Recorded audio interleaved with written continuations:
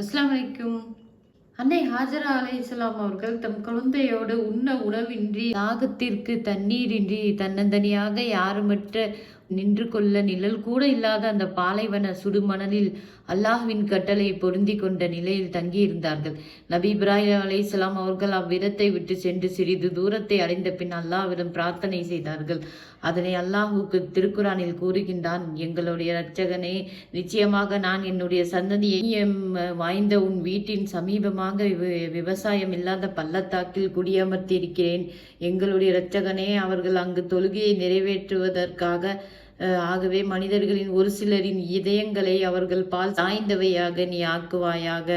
அவர்கள் உனக்கு நன்றி செலுத்துவதற்காக பற்பல கனி வர்க்கங்களில் இருந்து அவர்களுக்கு உணவும் அளிப்பாயாக.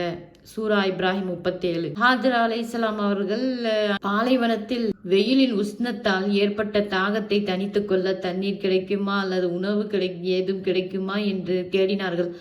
எதுவும் அவர்களின் கண்களுக்கு புலப்படவில்லை. இந்நிலையில் பசி தாகத்தால் அந்த பச்சிலம் குழந்தை அழுது கொண்டிருந்தது. ஹாஜரா அவர்கள் அக்குழந்தையை மண்ணில் கிடத்திவிட்டு எங்கேனும் தண்ணீர் கிடைக்குமா என்று அங்கிருந்த சஃபா மலை மீது ஏறி நின்று பார்ப்பதும், பிறகு அங்கிருந்து ஓடி வந்து மருவா என்ற மலை குன்றின் மீது ஏறி பார்ப்பதும், இடையிடையே குழந்தையை பார்த்து கொள்வதுமாக அலைந்து கொண்டிருந்தார்கள்.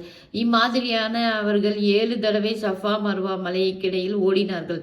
2 மலைகளுக்கு இடையே சற்று பள்ளமாக இருந்த இடத்திற்கு வந்ததும், அந்த இடத்திலிருந்து குழந்தையை பார்க்க முடியவில்லை என்பதற்காக பள்ளம் இருக்கும் இடம் வரும்போது சற்று வேகமாக ஓடினார்கள். இந்த செயல் அல்லாஹ்விற்கு விருப்பமாகிவிட்டதால் தான் ஹஜ்ஜுக்கு செல்பவர்கள் சஃபா மர்வா மலைகளுக்கிடையே 7 முறைகள் நடக்க வேண்டும் என்றும், பள்ளம் இருந்த பகுதியை சற்று ஓட வேண்டும் என்று நமக்கு கட்டளையிட்டிருக்கிறான். ஆள் அரவமற்ற அந்த பாலைவனத்தில் கடும் பசி தாகத்தால் அக்குழந்தை மனதில் காலை உதைத்து அழுது கொண்டிருந்தது. இத்தகைய இக்கட்டான நிலையில் அல்லாஹ் அக்குழந்தையின் கால் உதைத்த இடத்திலிருந்து தண்ணீர் வரச் செய்தான். அல்ஹம்துலில்லாஹ். சஃபா மர்வா குன்றுகளுக்கு இடையே ஓடிக்கொண்டிருந்த ஹாஜரா அம்மையார் அவர்கள் தூரத்திலிருந்து குழந்தையின் காலடியில் தண்ணீர் வருவதை பார்த்து ஓடோடி வந்தார்கள். அந்த தண்ணீரை அள்ளி குழந்தைக்கு புகட்டி தானும் வயிறு நிரம்ப குடித்தார்கள். அத்தனை நாள் பசி தாகம் அல்லாஹ்வின் கிருபையால் அவர்களுக்கு தீர்ந்தது. அல்ஹம்துலில்லாஹ். அதனால்தான் நாமும் அந்த தண்ணீரை வயிறு நிரம்ப குடிக்க வேண்டும் என்று நபி ஸல்லல்லாஹு அலைஹி வஸல்லம் உத்தரவிட்டுள்ளார்கள். அந்த தண்ணீர் தொடர்ந்து வெளிவந்து கொண்டே இருந்தது. அதை பார்த்ததும் ஹாஜரா அம்மையார் அவர்கள் ஜம் ஜம் நில் நில் என்று கூறினார்கள்.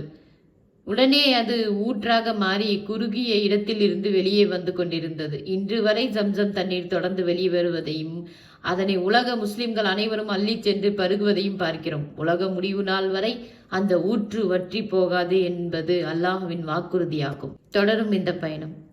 அஸ்ஸலாமு அலைக்கும் வரஹ்மத்துல்லாஹி வபரகாத்துஹு.